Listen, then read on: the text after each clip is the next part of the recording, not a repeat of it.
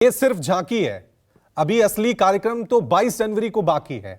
और दूसरी तरफ हम देख रहे हैं, एक तरफ विपक्ष जो है वो मंडल की सियासत को धार दे रहा है और दूसरी तरफ बीजेपी ने अयोध्या मंदिर प्राण प्रतिष्ठा, आज रेलवे धाम का उद्घाटन होने जा रहा है, एयरपोर्ट का उद्घाटन होने जा रहा है, तो कमंडल की सियासत को भी रफ्तार दी जा रही है। तो ये माने कि 2024 की सियासत में ये जो तस्वीरें कल हमने देखी थी जेडीयू की मीटिंग में और आज जो हम अयोध्या में देखेंगे और 22 जनवरी को भी देखेंगे, ये एक बड़ी तस्वीर, बड़ा भविष्य 2024 की सियासी जंग का। राजीव,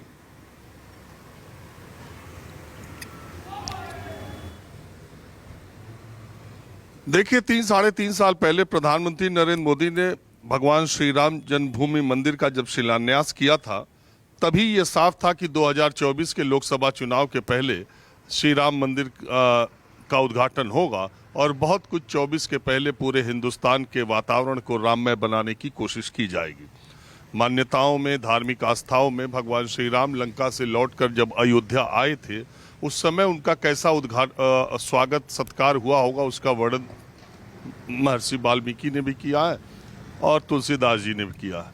लेकिन लोगों की यादाश्त में या पिछले कई सदियों में आज जिस तरह का स्वागत प्रधानमंत्री नरेंद्र मोदी का अयोध्या में हुआ होगा वैसा आज तक हुआ नहीं है, लोगों ने देखा नहीं होगा। आज प्रधानमंत्री नरेंद्र मोदी वहां जो जा रहे हैं और योगी सरकार ने जो कार्यक्रम बनाया है, वो सिर्फ यही दिखाने के लिए है कि अभी तो आज 30 दिसंबर झांकी है, 22 जनवरी बाकी है। आपने बिल्कुल ठीक कहा। और आज आप देखिए, मानस ने ज़्यादातर वहाँ जो कार्यक्रम हो रहे हैं वो बातें बताई दी हैं, लेकिन जो बातें और भी की जा रही हैं और जिसके जरिए राम मंदिर का जो मामला है, अयोध्या का जो मामला है, जब शिलान्यास के लिए प्रधानमंत्री गए थे तब सरकार को या बीजेपी को दिखाने के लिए कुछ नहीं था, फैसला आया था और शिलान्यास हुआ था। लेकिन आज योगी मोदी सरकार ये दिखा सकती है कि साढ़े तीन सालों में अंतर्राष्ट्रीय हवाई अड्डा, इतना शानदार रेलवे स्टेशन और अयोध्या का जो इंफ्रास्ट्रक्चर है, जो आधारभूत संरचना है, उसको किस तरीके से बदला गया। मंदिर का जो निर्माण है वो तो राम जन्मभूमि मंदिर ट्रस्ट की तरफ से है, लेकिन अयोध्या के आसपास के इलाके को इतने कम समय में इतना तेजी से विकसित किया गया और शानदार तरीके से काम किया गया।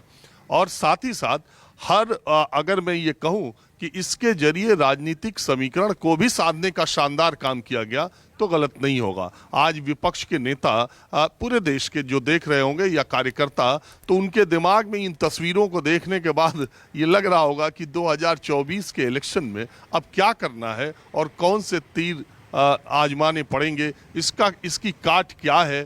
क्योंकि देखिए, अयोध्या का जो आज एयरपोर्ट का उद्घाटन कर रहे हैं, अंतर्राष्ट्रीय एयरपोर्ट का, अयोध्या एयरपोर्ट का नाम महर्षि वाल्मीकि के नाम पर किया गया है।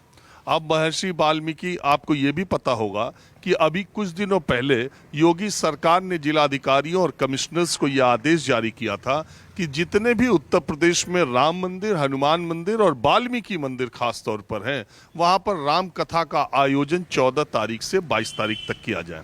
और इस पूरे व्यवस्था में, इस पूरे स्वागत समारोह में जिस एक व्यक्ति का सबसे ज्यादा महिमा मंडन कोशिश करने की जा रही है प्रतीक के तौर पर, वो महर्षि वाल्मीकि हैं। तो आप इससे अंदाजा लगा ही सकते हैं कि इसके पीछे एक तीर से कई निशाने साधे जा रहे हैं। दूसरी बात यह है कि आज जो प्रधानमंत्री जिन योजनाओं की, जिस मानस ने कहा, आपने कहा 16,000 करोड़ की योजनाएं हैं, एयरपोर्ट का उद्घाटन है, 6 ट्रेनें चलाने को हरी झंडी देंगे, तमाम वो चीज़ें हैं। लता मंगेशकर चौक भी बनाया गया अयोध्या में। कम ही लोग जानते होंगे कि अयोध्या के राजा के बेटे यतीन्द्र मिश्र अकेले ऐसे आदमी हैं जिन्होंने लता मंगेशकर की जीवनी लिखी है और लता मंगेशकर उनके बारे में कहती थी कि मुझसे ज़्यादा अगर कोई जानता है तो यतीन्द्र जानते हैं। वो वहीं अयोध्या के राजा के बेटे हैं, उन्होंने उनकी आत्मकथा, उनकी जीवनी लिखी है। बहरहाल कुल मिला के प्रधानमंत्री दिल्ली से रवाना हो चुके हैं। उनका प्रोग्राम रीशेड्यूल हुआ था, लेकिन विजिबिलिटी की वजह से उसमें भी बदलाव हुआ है। अब से थोड़ी ही देर में वो अयोध्या एयरपोर्ट पर पहुंचेंगे। वैसे जो रीशेड्यूल्ड टाइमिंग थी उसके हिसाब से 10:30 बजे तक उन्हें रेलवे स्टेशन जाना था और करीब 12:30 बजे के आसपास एयरपोर्ट का उद्घाटन करना था और रोड शो भी करीब 1.5 से 2 घंटे का वहां पर होगा। यूपी सरकार ने ये पूरा कार्यक्रम यूपी सरकार की तरफ से किया जा रहा है।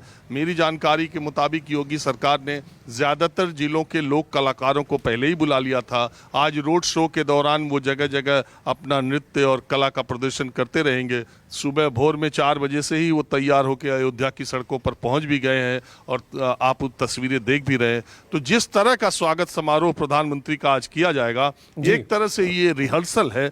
22 जनवरी को देखिएगा किस तरीके से, और देश के अलग अलग इलाकों में भी मुझे पता चला है कि 22 जनवरी को बहुत सारे लोगों को, जो बड़े बड़े मंदिर हैं, जो जिन शहरों के, इलाकों के, तहसीलों के, ब्लॉक के बड़े बड़े मंदिर हैं, उनको निर्देश ये दिया गया है कि वो वहीं पर भव्य से भव्य कार्यक्रम करें। सारे लोगों को अयोध्या आने की ज़रूरत नहीं है। तो ये पूरे देश को राममय बनाने की, और राममय देश धीरे धीरे बन ही रहा है। तो 22 जनवरी को मुझे लगता है कि जो जबरदस्त कार्यक्रम होगा। उसके बाद विपक्ष की, जहां तक आपने बात की, विपक्ष उसकी तोड़ के लिए अपनी कोशिशें कर रहा है। देखिए कल जेडीयू ने मनुवादी पार्टी होने का भी आरोप लगाया है।